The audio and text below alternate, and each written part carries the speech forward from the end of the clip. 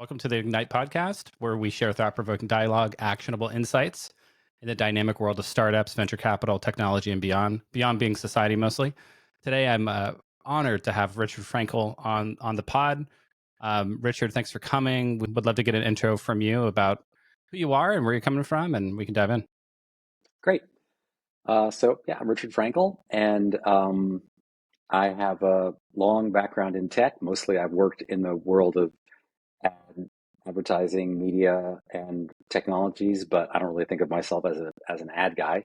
I think of myself as a tech guy. Started out as an engineer, did a lot of software development when I was a kid, and then somehow got into the world of advertising, and I've been trying to solve problems for advertisers and marketers using technology since the early days of the internet. That's amazing. What an amazing journey. And I was lucky enough, so the audience knows, to work at Rocket Fuel, one of Richard's more successful enterprises, almost 10 years ago now. And I kind of came in at, late in the journey, but maybe you could walk us through, your journey from DoubleClick to Yahoo to Rocket Fuel. Like, how did you end up getting interested and working on DoubleClick?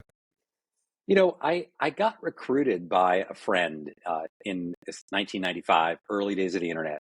And a friend of mine was saying, there's this really amazing little company doing tech, and they're trying to find tech people. If you're interested in working on internet stuff, you should talk to them. That was a company called NetGravity. And I hadn't worked in a corporation. I was actually in grad school at the time.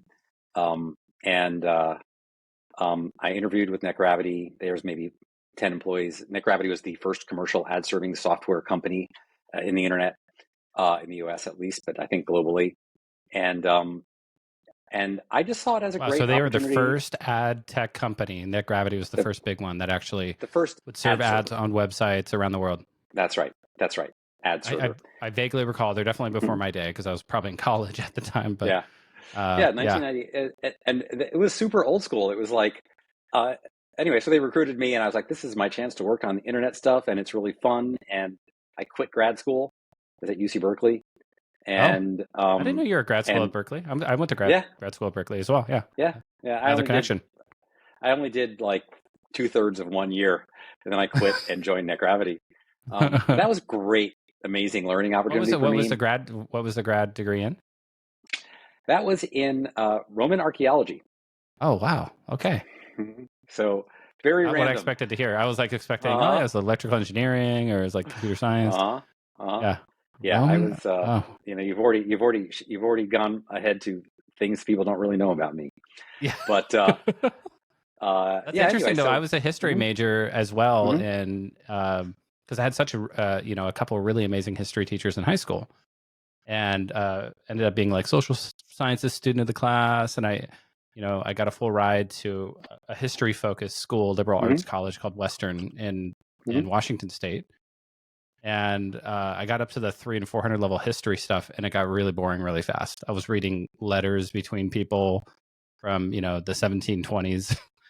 And I was like, what am I doing? This is so boring. And so I switched majors. Mhm, mhm. But for you, it was like not you weren't running away from something. It was more like you were running to something.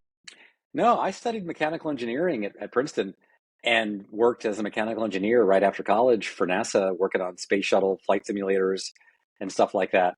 And I hated it. I was just so bored. Oh, Um, it was not for me. And so I switched and went looking for a whole new career direction.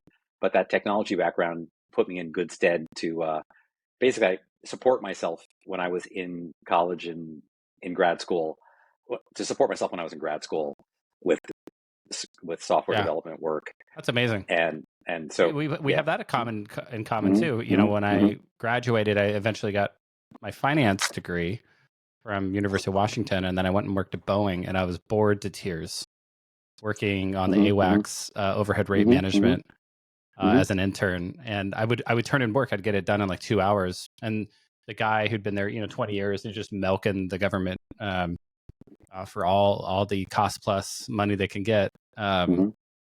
It's like, hey, next time you do a project, why don't you just take a couple days? I was like, oh, thanks for the feedback. Were there any errors or Uh-huh. anything wrong with my work? No. We just take our time around here a little bit. And it was such Hmm. culture Hmm. shock for me as a Hmm. poor young person growing up and working full time in college to pay for school, and then turning in work as fast as I could. Very accurate work, and it didn't culturally Yeah. match with who I was, and so Uh-huh. like you, I was like bored to tears. I got out of there. I mean, for me, my work, I didn't have that problem with it. I just didn't like the work. I wasn't Yeah, inspired by it. I was bored by it. It turns out I kind of like working with people. I don't want to just sit and stare at a computer. And I yeah, was doing Fortran programming. It was pretty dry stuff. Anyway, yeah. so fast forward to Net Gravity, and you know, getting back into tech after being in grad school for a long time, getting back into tech full time, and for me that was really a great, amazing learning opportunity working for this company. The guys who started it, it was classic Silicon Valley, venture capital funded company in the mid '90s during the internet boom. The guys who were running it were from big companies and had experience with corporate stuff, and I didn't. So I just was drinking it in. I was just milking, I'm learning as much as I could. And that was a fantastic learning experience for me. Anyway, Yeah, that so sounds like that it. was, yeah. So that's how I got into the ad serving world. We went public in '98. DoubleClick bought us in '99. And I ended up running a big chunk of DoubleClick's business from '99 to '02. And so I just kind of grew up in my career in the digital media world and supplying Yeah, technology to publishers and advertisers and agencies. And so I just, like I said, I just kind of grew up in that world. Went from being entry level to being general manager, and and then when things fell apart in early 2000s, the first major internet bust, right. I left Yeah, DoubleClick and ended up getting recruited by one of my former DoubleClick executives. Recruited me into Yahoo, and I was kind of right back in that world, running ad product management for advertising technology solutions inside this multi-billion-dollar corporation. So, I had this real uh, kind of long ride of different kinds of companies, different sizes of companies, different kinds of operations. And what I learned I learned a ton during that period, of course, and got to work on a lot of different kinds of things. But for my career, what I really learned is basically the bigger the company, the less I liked it, and yeah. the smaller the operation, the more fun I had.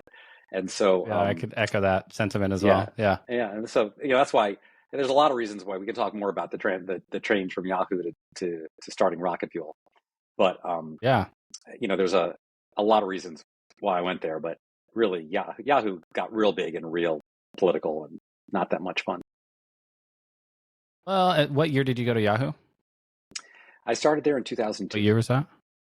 2002. Okay, yeah. So So, they were still kind of in their heyday. oh They were yeah, kind of, Google they hadn't quite dethroned them yet. that's right. Yeah, Yeah, they came out of the 2001, 2002 crisis limping, but healthy. They had a ton of money. They were making profits. And in that period, sort of 2003 to 2005, Yahoo was a growth company. It was doing really well in that period. And that was a fun period for me. I built a bunch of businesses there, including early generation AI powered advertising tech solution that went from like zero to multiple hundreds of millions in a few years. I mean, wow. it was a pretty productive time. And so back then, I mean, when did cookies come about? Was DoubleClick kind of the originator of those?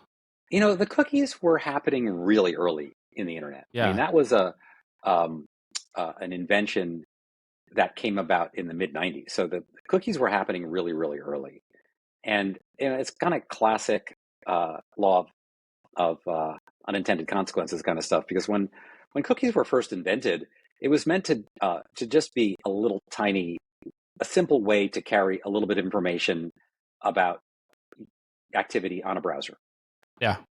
And of course, it turned into this monstrosity that got made into this extremely complicated and abused system. I think that the cookie takes a lot of heat for a lot of problems when really it's a very simple mechanism, and maybe that's its problem. But yeah, that'll started in the mid '90s. That's amazing. So walk Mm-hmm, me through. So you're at Yahoo. You're building cool mm-hmm, stuff, mm-hmm, and mm-hmm. then yeah, what's the inception of Rocket Fuel?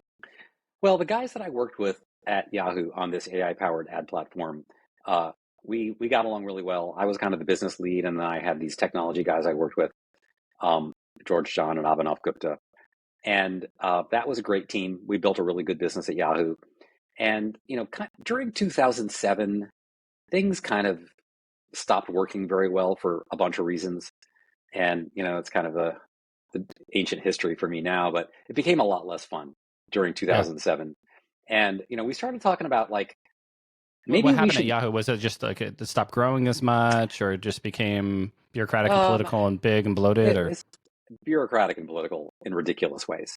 yeah, And we just started getting frustrated with, the company was getting in our way instead of enabling us.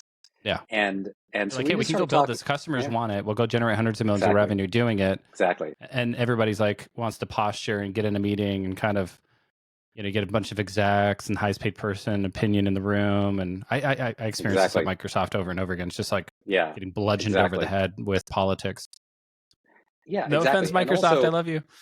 and we wanted to do the next generation, but the next generation of the platform, but we couldn't get the funding for it. And I also, I came into the internet working in corporations pretty green, not really knowing how corporations work, how business works. And I learned a lot in that decade. And, what became really clear to me was that I was making a bunch of people a lot of money at Yahoo. And I was doing fine, but I wasn't, I was clearly working for the man. And it became clear to me that Silicon Valley and corporations in general, like, it's a game and you can either work for the man or you can play to win. And I think Mm, that was part of our attitude. Like, we can go do this for ourselves. We can actually be the one. We can do all this hard work and actually get paid for it ourselves, and also not have to deal with all this bureaucracy. right, And in a way, I kind of saw this as like, okay, now I understand the Silicon Valley game. Let's play to win. right. And instead of just kind of drip coasting along. And that was And that there was there were there's a some lot of. technological things. So there's like this business thing that's happening. The Mhm, market's ready. You got mhm, mobile coming out. mhm, The Facebook graph was coming out a few years later, and so you had this confluence of factors. Big data is becoming a mhm, thing too, as well. mhm, That's mhm, enabling technology. mhm. So you guys struck out to do Rocket Fuel. Did you know exactly? Was it going to be demand response, AI powered advertising from the beginning, or was it, hey, we just know we need to go do something together. We'll figure it out. Yeah, exactly. No, it was going to be AI powered, more effective advertising from the very beginning. That was the essence of it. George, my co-founder, he was a Stanford PhD in machine learning and artificial intelligence. So we had, and I was the business guy, so I knew how to build businesses and work with sales and build global operations. So that was the kernel of it. And then the way that internet advertising transformed in that period, kind of 2009 to 2011, with the emergence of all of these highly integrated platforms that talk to each other, the sort of exposure of supply and demand to each other, that came The about market during making that of time the period. supply side. I'm a That's right. publisher. I have millions of people visiting my website, and I can go sell these ads like probably the way you sold them back in DoubleClick days is, correct me if I'm wrong, but you would Exactly. say, hey, we got about 1 million visitors and we know they're kind of these demographics. How much will you pay per CPM to go put this like banner ad on top of the page, right? That's exactly right. I mean, if you compare it to how stock markets worked, it was the transformation of guys in a market with little scraps of paper running around handing them to each other Like making to hand an all. signals and Exactly. It was like that in the early days, and yeah, in the 2009 to 11 period, the internet advertising transformed into this automated, open marketplaces where publishers could expose their supply and buyers could say, I'd like to buy 1 million ad impressions for a certain price of certain kind of inventory, and it would automatically get matched up. That all emerged in that time period, and so, and that was, and we really just radical if you stumbled. think about it, because it It became was bigger than the amazing. stock market in a way Yeah, in terms of transactions per day. I mean, I remember at Rocket Fuel that's right. looking at our planning tool, we would have 100 150 billion bid requests a day, That's right. 150 That's right. billion bid requests a day. And I Yeah, remember we were calculating crazy like, scale. yeah, we had crazy scale as a demand side platform, and Hmm, hmm. which had its own challenges. But And so, yeah, walk me through the early years of Mm-hmm. those first 2 or 3 years. Like, how fast was the growth? Where were you guys finding Mm-hmm. traction? Mm-hmm. Like, kind Uh-huh. of, like a lot of our portfolio companies obviously are pre-seed and seed. We're talking, they're under $1 million of ARR. Like, walk me through those first couple of years and Yeah, lessons sure. learned for, yeah. So, I mean, we caught a ton of breaks at Rocket Fuel. The best way to succeed in a business is to know what you're doing, have a great plan, and be incredibly lucky. Do you want to put all those together? And we had it. And we had a lot of good fortune. In year one, we actually raised our well, back then we called it Series A. Now it probably would be called a seed round. But we raised our $3 million Series A with just What a was the PowerPoint. valuation back then on three? Just out of It, curiosity. I was 10. 3 on 10 post? Yeah. Post. Yeah. Okay. So Yeah. I mean, so yeah, that would be considered probably like a large seed right now. And then that yeah, would also be considered, I think now you'd probably, how much revenue did you have at that point? 0. That was, I Oh, mean, that was wow. just, So that it's was like almost like a me and pre-seed. Yeah. that was me and George and a PowerPoint, and that's all we had. Wow. And And that's how it was back then, though, in 2000, yeah. the late 2000s. It was, Well, hey, there's, I I need mean, to get three it just to didn't. get this thing Yeah, built. Yeah. yeah. It didn't always happen like that, but the reason that happened for us, and this is what the VCs who funded us said. They said, we've been waiting for a team to come along to do this kind of Mm, thing, but you're the first team that actually knows what you're doing because you yeah. were just doing this at Yahoo, right? Right. You were just, you were building platforms like Founder this. market fit off the charts, just, You actually yeah. understand the ad business, and so we were the right fit. So, I so mean, that was I would awesome. write a check into you guys. I don't typically invest post, pre-launch, pre-rev, but if I saw a team like you guys come along out of like Google, it'd be the Google of today, right? Hey, we're gonna Yeah, build this new ad tech platform that we've been building at Yahoo, but like we're getting stymied by politics there and bureaucracy, and we really want to just go out yeah, and just build exactly. this. That was our story. And so we raised the money. We started hiring engineers and started building code, and things were This is in going Redwood pretty. Shores, my old stomping grounds. This is where you That's guys right. first opened shop. Yeah, right there on That's the right. water. Yeah. Uh-huh. That's right. Yep. And so we got going pretty early with some good code and some early tests. Um, and we got Microsoft to do some tests with us. We got, as an advertiser, we got some interesting early tests, and with very rudimentary tech, and 2 engineers. But late 2008, early 2009, things started to go bad. It got, we weren't bringing any new business in, especially early Mm. 2009. Things were going really slowly. We were kind of, So you raised this 3 million. You're burning through how much per month at this point? you know, I don't remember that exactly. We weren't burning through that much. Yeah. Maybe, Yeah, a maybe we couple were years of burning. runway, but like you're not getting We new had, business. we're not getting traction, and the ideas seem Yeah. to be working. So I remember we had this board meeting in early 2009. I think it was Q1 2009, and we're telling the board exactly what's happening the way you're supposed to, and we're kind of crying a little bit. The business seems to be stalling, and one of the board members says to us, there's a huge recession going on that right now, right? Do you guys ever read the newspapers? And we're like, well, yeah, we know that that's happening. And they're like, Yeah. you're fine. There's nothing wrong with you guys. You're doing great. You're building your technology. Um, it's not That's you, it's the encouraging. market. Yeah. Yeah. So they were really supportive, and it was the market. I mean, obviously 2008-9 That's the recession first thing was you start ugly. slashing is probably your brand budget and then your direct response budget. And back then, nobody Exactly. had direct Exactly. response budgets. I didn't even know what that was. So Yeah. No, you're there probably there going in was and you're direct there was yeah. direct response budgets, but yeah, all the budgets were killed in Q4, and so that was, it was good to have that support from the VCs. But one of my things when people ask me for advice, one of the things I tell them is always start your company right as a recession is beginning, Yeah. because um, you know you're not really going to have much revenue right in the beginning, but everything that you have to spend money on is cheap, like office space, super cheap.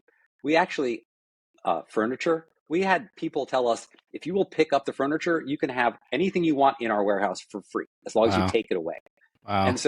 And then hiring people in a recession, also easy. Yeah. and salaries were down. So, like there was a lot of little, Well, and silver plus, if you're lining on that going on out that cloud. there, I mean, your costs are down, and if you're able to eke out even a little bit of revenue growth, right, even Mm-hmm, mm-hmm. 50 to 100% early stage when you're still under $1 million of ARR, that's really impressive, right? That's why it's Yeah, really good to be an investor right now, especially in the last year, exactly. because the companies we're seeing that growing, they're benefiting from all the tailwinds you described, but also That's right. if they're growing in these headwinds of the economy, yeah, they're probably a pretty good company. I think that's right. And our story was you're going to get a lot more money out of your ad spend. You're going to get higher return on the dollars that you spend. And so that efficiency story also works nicely in a downturn. I mean, it always works nicely, but it works nicely in a downturn. Yeah. So the business started cranking in 2000, sort of mid 2009. And then at that same time, these exchanges, these automated platforms for connecting supply and demand started appearing. And Yeah. that was like magic for us because we could just plug our platform straight into those. And that was like, again, we were lucky. Yeah. Our timing was really impeccable. We were there at the right time when we needed that automated supply. It appeared because Yeah. we were on the demand side. Right. So yeah, that was Yeah, you had really the tremendous. proliferation of SSPs. I mean, Google started with their ad network, turning on inventory with AdSense and stuff like that. And so now all of a sudden you have all the supply, but which supply do you buy? Right. And you guys were right in this perfect storm, perfect timing. Because all the supply is coming online, and it's like, I don't know what to buy here. There's just the long tail of stuff. That's exactly right. And so that was pretty great for us. And during this period, we were just, growing like absurdly, doubling, tripling month over month. Oh, really? And not on tiny numbers. We were growing like mad. So that was maybe not in 2009, mid 2009. That's when we really started the growth curve, and then 2010 it was exploding. Yeah. And at that point we were kind of we cannot hire fast enough to get in front of all of this opportunity. Yeah, it feels like you're falling out of the roller coaster and just like holding on to the handlebars. Yeah, there was taking off. There was one, I can't remember if it was 2011 or 12, but I think it was 11. We did annual planning. We were very structured. We had very detailed models. 2 engineers running a company, very detailed models for forecasting revenue. And what for our business, what we figured out was revenue was highly correlated to salespeople. Like hire a salesperson, more revenue appears. And so there was I built a plan for 1 year. I think it was 11, and it was very aggressive growth. And George said to me, "That's a great plan. Can you double that plan for the next year?" Wow. And I was like, "Yes. I need like 3 extra recruiting people so I can hire enough salespeople.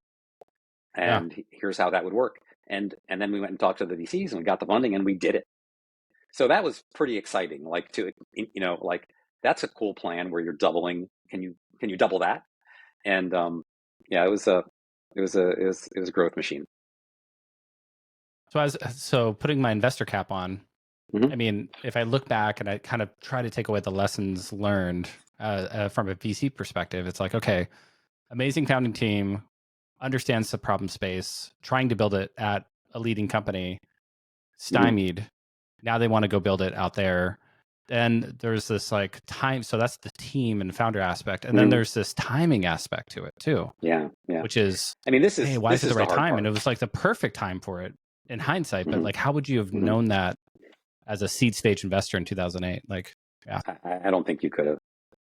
I don't think you could have. I mean, this is like, can you see the market inversion coming? Yeah. I mean, this is it reminds me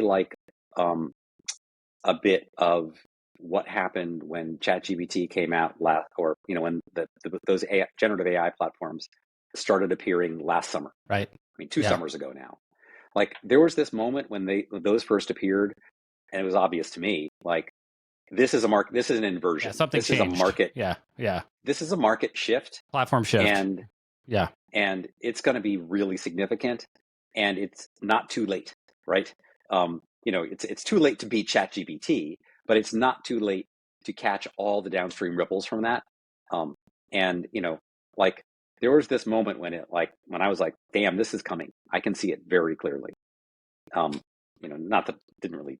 I wasn't able to do anything. I wish if I was in your shoes, I would have been frantically looking for AI companies to invest in. But but that's the kind of shift that you look for. But Yeah. I don't.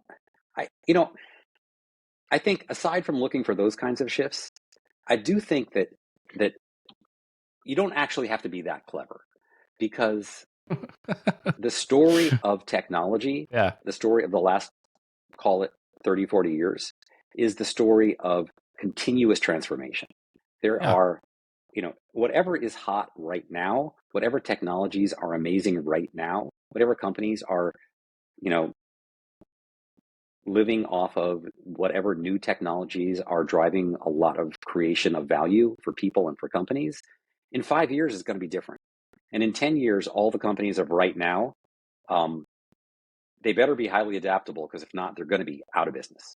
Like, things change quickly. Yeah.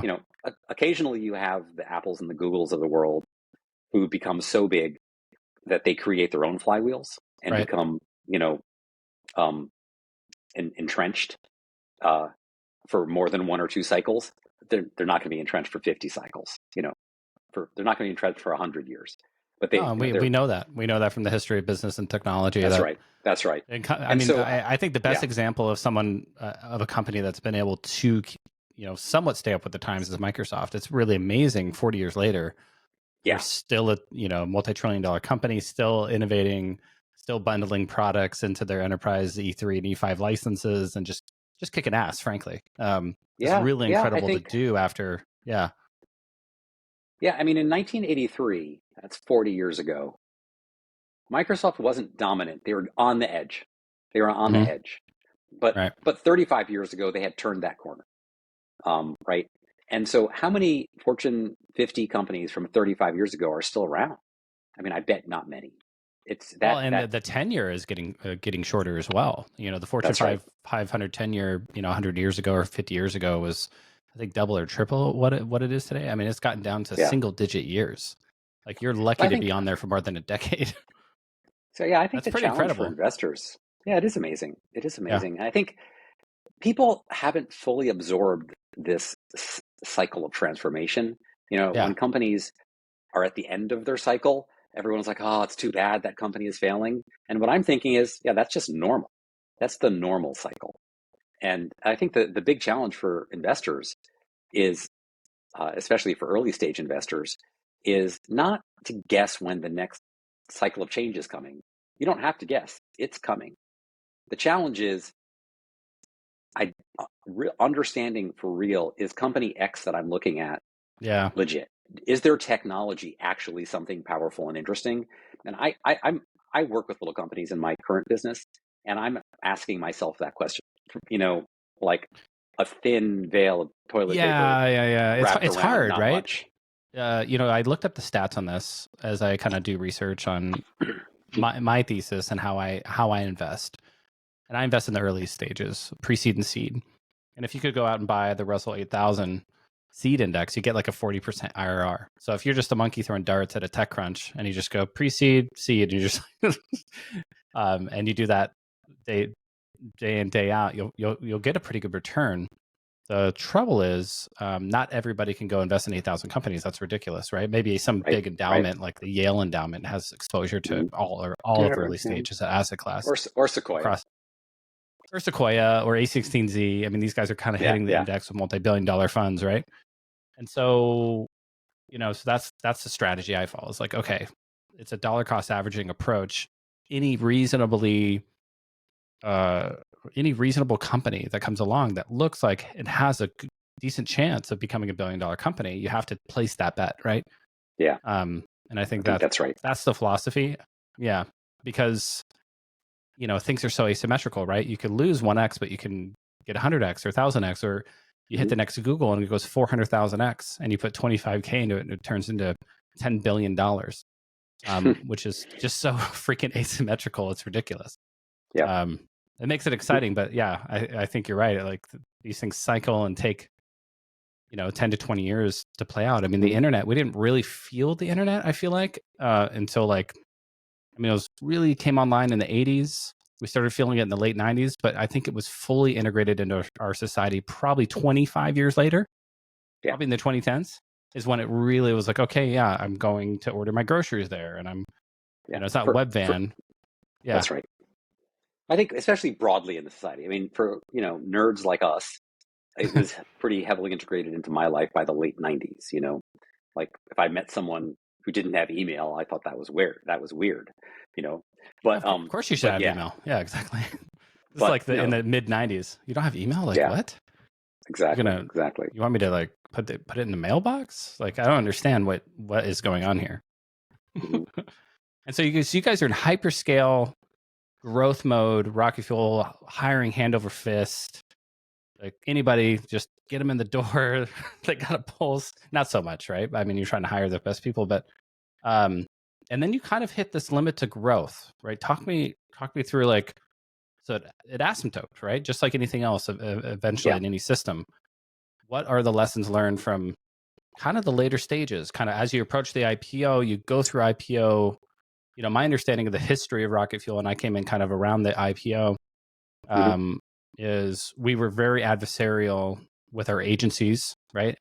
Kind of saying, hey, we're just going to go around you and sell directly to Pepsi instead of going through Pepsi's agency. I'm just throwing a name out there. I don't know if that's true.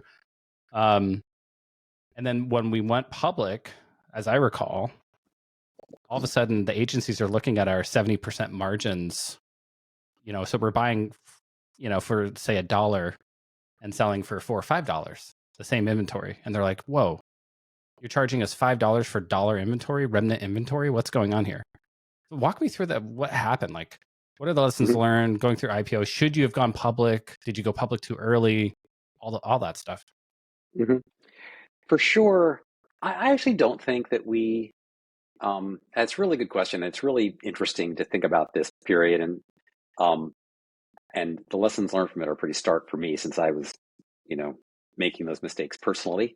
But I don't think that the relationship was adversarial with agencies. Actually, I think agencies were our business, and we had extremely positive relationships with the agencies, and we were very focused on making agencies happy. So I don't think it, but I do think that you have identified a significant problem, that the agencies didn't like our margins. In the agency world, they are very focused on everyone's margin around them, because everyone else's margin is an opportunity for them to take more margin. And so going public exposed that. And I don't think that that was a right or a wrong thing to do, but we were not strong enough to resist the force of the agencies at that point. They didn't like our margins, and if they don't like Google's margins, but Google is strong enough to resist them, right? To overcome them, and they couldn't stop using Google. But we weren't strong enough. So I do think we went public too early. But I think that the bigger problem is, if you just take a step back, is a listening to your customers problem. And what that, and it's a little bit complicated to explain rocket fuel's business, but effectively what was happening for the last 2 or 3 years before our IPO, the customers, the agencies, were saying to us, we want to buy in a particular way, and we were selling in a different way, and we were building up solutions to sell to the agencies the way they wanted to buy, but we were doing it slowly because that wasn't our core business. Our core business was this other thing. And so I'm sorry, what was that delineation? The core business was managed service managed services versus platform, self-service. Like a self-service platform, like Trade Desk, right? So now you got the rise of Trade That's Desk exactly coming, right. kind of eating our lunch on the, hey, you're an agency, we're here, you want to buy and use how you want, like here's the platform to do that. That's exactly right. And so so the customers wanted self-serve, and we weren't offering that. We were offering a managed service, and we weren't listening. Yeah, you tell us what the product is, who you want to sell to, and we'll go figure it out for you. And That's now it's exactly kind of right. like from an agency perspective, it's like, why do we exist again? Well, they have other things they can do, but they Yeah. saw this as an existential problem for them. And Right. so the, Yeah. the marketplace now is all self-serve. I mean, there's a little bit of managed service, but that's on the margin. Right. The marketplace The is agency primarily is the managed self-service. service. Yeah. That's right. And so, yeah, I think, when I think about the mistakes that we made, the sort of long-term strategic mistakes at Rocket Fuel, that's the mistake we made. We weren't listening to customers and giving them what they Mm, wanted and we didn't respond to that until it was too late, that there was someone yeah. else who was ahead of us as a managed service, and they were eating our lunch. Right. And and uh, and that company is worth how many $billion today? I mean, they got it right, and we didn't. Right. They listen to And their customer, and mhm, that's the takeaway here is like, mhm, hey, when your customer starts mhm, asking for something, figure out what it is, what the pain point is, and try to go build it for them. I mean, that's classic enterprise yeah, software, right? it is You kind of absolutely. like, And yeah, we were doing it, but we were too slow. And our going public and exposing us to the agencies in a way that we weren't exposed before accelerated that process. mm, Absolutely. If we didn't go public, then I think, what ifs are hard to discuss. But if we hadn't gone public, then we would have had a lot more time to maybe roll a little out bit more time to self-service figure out the platforms. platform strategy. Yeah. I mean, we had self-service Yeah. customers. We had a lot, Right. actually, Yeah. and they loved our tools, but we were Yeah. behind. Mission Control. Yeah. Mhm.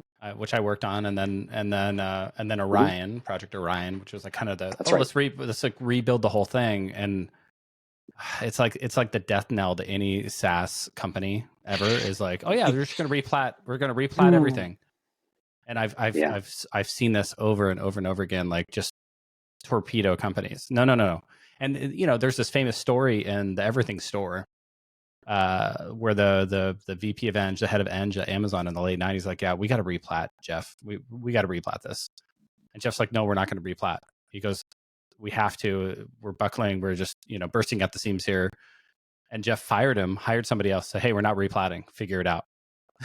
And so what they did is instead of replatting is replatforming. They just fix the bus as you're driving on the road. That's what you have to do. It's Mhm. like you got this service oriented architecture. We're going to rebuild this module. It'll plug in a service oriented way to all these other modules. We're not going to stop shipping features that customers want Right. and replatform everything. That's ridiculous. Yeah. Yeah. The two things that are the key words that non-technical people should be listening for, so that they know when to run screaming from the room, is replatform Oof. and integration. Like, Tell me the those two integration are part. terrible. Yeah. Integration, I mean big integration. Like, we're going to buy this other company. They've got a Oh, platform. We've got a which platform, also happened and to us. the first thing we're going to do is integrate them. Oh And yeah. there's integration. Lightweight Yeah. integration, connecting through APIs is one thing. You know, Massive wholesale There's so integration, many reasons boy, that this stuff that is doesn't work, right? Like ultra high risk from a replatforming thing perspective, to you kind launch of look at into, your because then code you base. stop building things for your customers, and the market gets Well, real impatient with and you. engineers get upset because now they're just recoding everything. They're Mhm. rebuilding stuff that's been built for years, and they're like, "This isn't fun." So your best engineers leave, and Yeah. then you fail to recognize that all the people that were 10x engineers that built that stuff, and it took them 3 years to build. By the way, now you're saying, "Oh, we'll rebuild everything. It's always 6 months." Oh yeah, we'll do it in 6 months. Yeah. And all the best With engineers 1x that left engineers. Yeah. with 1x engineers, and everything Yeah. and this is what happens when you try to replat. It's just, yeah, it's Yeah. I terrible. wish I had remembered that Jeff Tell us more Bezos about story. Chatwin. So like, okay, so When let's get all the they way to said we Chatwin can from just like you go through we'll the do Orion and we'll IPO, just it gets replat. Um, acquired. yeah. Yeah, and then what's that experience like when you leave this company, you IPO, you eventually sell the company, Mhm. and then what? And then like what's that feeling like when your baby goes off to college? It's almost like an empty nest feeling, right? Like, You know, um, it's well, since my babies have gone off to college and then graduated and then moved out of the city, I have experienced that. It's not there is For me, there wasn't the same emotional pull when we sold Rocket Fuel, and admittedly, the year and a half, 2 years before the sale were pretty bumpy. I was pretty Yeah, I happy to remember. walk I was away. there. Yeah, Yeah, I was personally, I was pretty happy to walk away, yeah. and I didn't really look back. I mean, I didn't It's like read. a relief almost. It's like, okay, this is Yeah, behind me now. Yeah, I went off to do other things. I didn't read ad tech news every day to see what was happening with my former competitors. yeah. I didn't. I like closed that book. For a couple of years, honestly, and I just focused on totally different things. So, for me, it was closure, quite literally, Yeah, and I just moved on. that's amazing. And again, given you were there, so the last couple of years at Rocket Fuel were bumpy, Yeah, to say the yeah. Oh, least. yeah.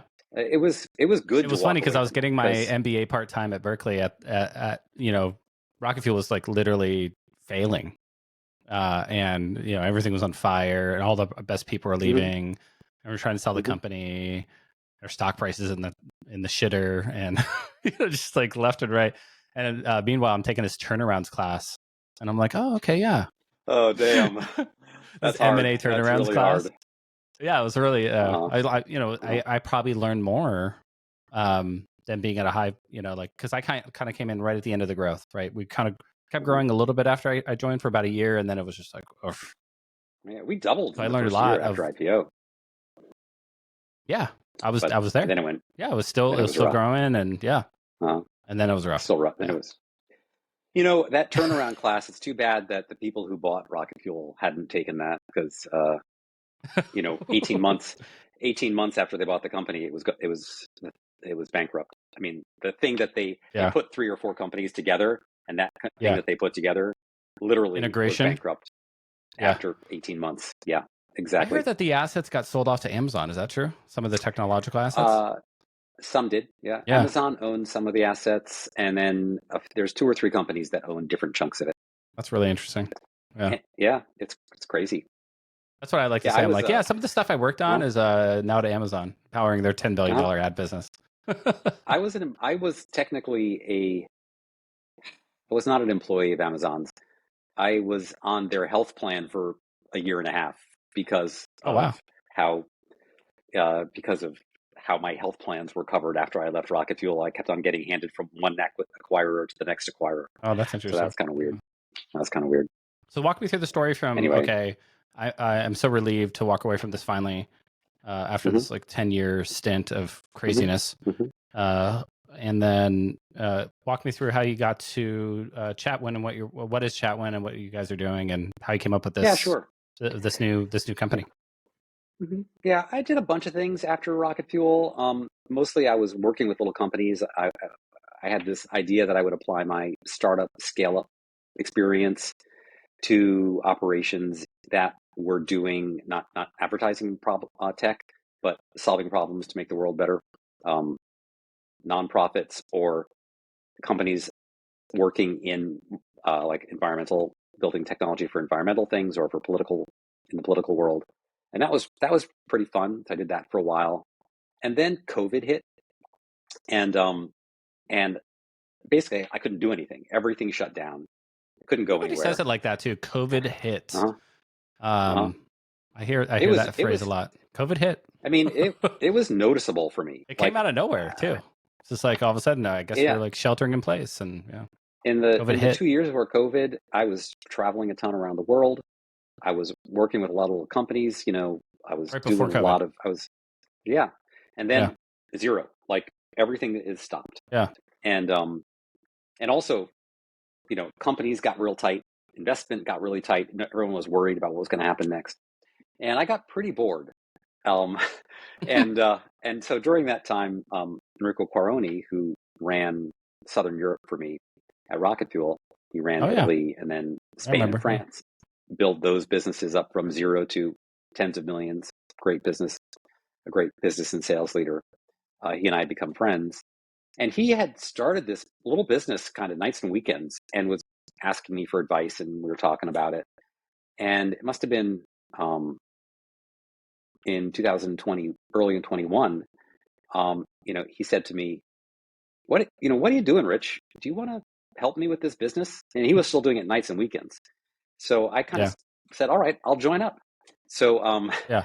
we started working on it together, and I just kind of jumped in and got involved, and the business, we were both doing it kind of part time for a while, and then last year in 2022, Enrico quit his day job, and I committed full time, and we started hiring people, and the business has taken off. And what we do is it's pretty straightforward. We help startups and scale ups that are SaaS companies expand into new markets. So you're a little technology company in the UK, you want to add Italy as a market. You're in Italy, you want to go to Germany, those kinds of changes. A lot of startups, they've never done it before. They don't have the experience. They know their market, but they know that those other markets are attractive, they're interesting, they're different, and they know that it's really easy to make mistakes. And so we help our clients not make mistakes. We help them expand into new markets efficiently and quickly. And we do that. So we're just a services company that helps SaaS companies through outsourcing expand into new markets. Yeah. And how do you know a company's ready? Like, what's the kind of the check boxes you look at? Like, okay, yeah, you're definitely ready for this. I mean, what we'd like to see is, I don't know, $1 million ARR is nice to see. In their home country. So you got $1 million ARR, you got something here, you got some PMF, it's growing, it's capital efficient. You didn't spend 20 million to get to $1 million. Maybe you spend $1 million or $2 to get to $1 million. I mean, if you spent 20 million to get to $1 million, that might be okay, but that's usually never a good sign. That's not a good sign. Yeah. And what I look for is, do you have a repeatable sales cycle that you can explain to me? Like, why do your customers buy your product? How long do you sell it to? How do you sell it to them? What's your pricing structure? I mean, if you have some of those go-to-market things relatively nailed, right? And then, of course, you got to have some money, because it costs something to enter new markets, even if you do it with us, and we're super efficient. So, one of the signals for us is just close the Series A. That's a pretty classic signal for us. Usually companies are big enough if they've closed a Series A, plus now they have capital. And and then SaaS is pretty clear. And then we look for businesses that don't have too many regulatory or governmental limitations on them. Yeah. There's a lot of things in fintech that are really interesting, but there's so much regulatory complexity that they're a little bit hard for us to deal with. So obviously AdTech, MarTech is, a sweet spot for us, but we do work, with SaaS solutions in HR tech, a lot of things that are for like Salesforce's CRM, next generation things relating to data and analytics. So there's a pretty wide field of SaaS products that we can work with. Yeah. And it's what do you all think B2B about as well. kind of Atlassian and product-led growth? And do you feel like that's going to usurp the enterprise sales motion a bit, or do you feel like they're complementary and one feeds into the other? Because even Atlassian has now started hiring salespeople. Do you feel like it's better for a company, let's call it between 100K and $1 million of ARR to go PLG to find product market fit? Or do you feel like the forcing function of hiring account execs and SDRs and stuff like that, that forces a little bit better understanding of customers and actually growing? Yeah, that's a real good question, and people ask me that all the time, because I ask myself this as an investor all the time. What's better? I don't know. Yeah, I'm basically pitching people on hire salespeople. That's what we do. We hire salespeople and run them for our clients. It really depends. It really depends on the business, the product you're selling, the clients you're selling it to, and how they like buying. Yeah. And so, I think PLG can work for a lot of different companies. Usually, it runs out of gas at some point. The PLG buyers are typically early adopters with low barriers to purchase in their business for some reason. And if your target market is like that, great. Sell it that way. It's very cheap. It's very efficient. Eventually, you will run out of customers, and then you're going to have to figure out how to get the next bunch of customers. How do you cross that chasm, if you will? Use a Jeff Moore term, and get to the the Yeah, you get the early majority. You non-early kind of adopters. need to now the That's average right. the ACV is going up, and now you're starting to think Hmm. about signing these 6 and Hmm. 7, maybe even 8-figure deals. You're going to have to hire Those are enterprise sales force. you're not selling 6-figure deals with PLG Yeah, sales motion. It's just not going to happen. right. Yeah, And so at least count uh, managers mhm, would be needed. Yeah, that's right. I mean, there's a little company I work with um, that sells uh, uh, optimization tech for manufacturing floors, and they sell to large manufacturers, big global companies that have, they're making, motorcycles and washing machines, and in order to implement this technology requires a lot of business change. There's no way you can sell that with a PLG type motion. You yeah, have to have a direct sales motion because you have naturally lots of stakeholders that you have to engage and convince. And it's an extreme example, but anyway, so I think when you're trying to decide, this company is saying PLG because it's trendy, does it make sense? The question to ask is, how do the customers want to buy? And who are the customers? And how are you going to, is the business if the business is going to be $1 billion business by selling product $100 at a time, great. Maybe it could be a PLG. But if they have to climb up to 6-figure plus deals, then yeah. at some point I they're think going to about have to hire a Slack, sales right? I mean, force. Slack's a really good example of this, where Mm-hmm. it's inherently internally viral, and it picks up steam. You can install for free, and then eventually it's like, okay, you got 250 people using this. Let's start talking about enterprise, security Yeah. and But who's maintenance the and buyer? uptime. I mean, who's the buyer? This is so classic. I mean, Yeah. Slack built their business, if I understand it correctly, on developers using it. And Mm, developers are classic individual buyers. They are right. like, if your product is a product that you want to sell to developers one at a time, then PLG is perfect. PLG is going to work for Yeah. that model. So it's all about who is the customer and how do they buy. Yeah. And anyway, I think Tom Tonga's had an article recently about uh, that he wrote about PLG running out of gas. And I think that Mm, it's like any extreme tech trend. Um, right.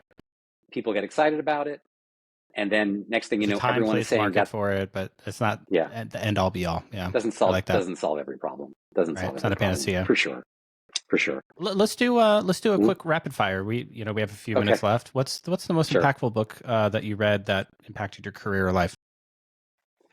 Um, this is interesting because I read a lot of books. But one I was really thinking about was A Distant Mirror by Barbara Tuchman.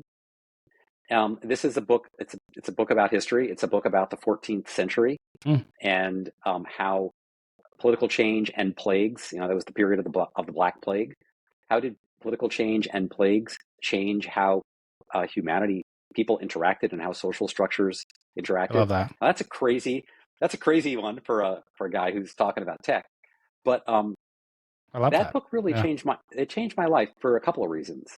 Um, that was the first history book that I read that really got my attention. And then I got really interested in history, went to grad school in, went to Yeah. Roman history, Yeah. studied archaeology. So I really opened my eyes to a new way of thinking about what humanity has done over hundreds of years, thousands of years. Yeah. But it also, I think this, historical thinking, and I know you studied history too, I think is incredibly relevant for business. Because one of the things that and I'm trying to think about what do we do next in a business? Yeah. What I think about all the time is not what's happening, but what happened, what's happening now, and what's going to happen in the future. How do we connect the dots from the past to the future and make good guesses about what's going to happen in the future? And you can't do that if you don't know what happened in the past. Right. And that's true for a business as well as, uh, trying to figure out who's going to win a war or something. And you get it wrong all the time, of course, Yeah. but you get it right sometimes too. And if you don't think that way, you're never going to get it right. So I like it really got me started down a path of thinking about how problems get solved in really different ways. Yeah. I love that. What's your favorite productivity hack? There are so many good ones that have come out in the last few years, but I love Figma. I think like online group whiteboarding as a way of rapidly working, just rapidly working together with people anywhere, and then you have a record of it, and everyone can be editing it together, and it's so powerful. Yeah. I mean, I use that in my business all the time. So that one I think is it's really transformative. It's taken the sort of concept of whiteboarding and turned it into a way for groups to really think together, and I think it works really well. All right, last question. What's the best advice you ever received?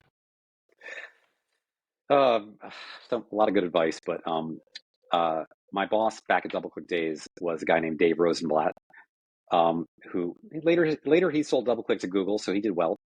He was the CEO later, but Yeah. he was my boss, and one of the I went to him all the time trying to figure out like how am I a better manager? I was general manager of a $100 million business, and the thing that he told me is, as the leader of a large operation, you should anything that you can delegate to someone else in the business, you should. The only things you should be doing as a leader are the things that only you can do. Oh, I love And that. Yeah. this will help you focus on the right things and not, waste your time doing things that other people can do. So I love that's that. really, Yeah. I think about that all the time. Yeah, that's really smart. Well, Richard, this was an amazing conversation. We could have kept going for another hour or two. I'll Thank definitely you. have you on the pod in the future. And I really appreciate you coming on. This is a great conversation. I'm swill the audience will love it. Yeah, we could definitely have you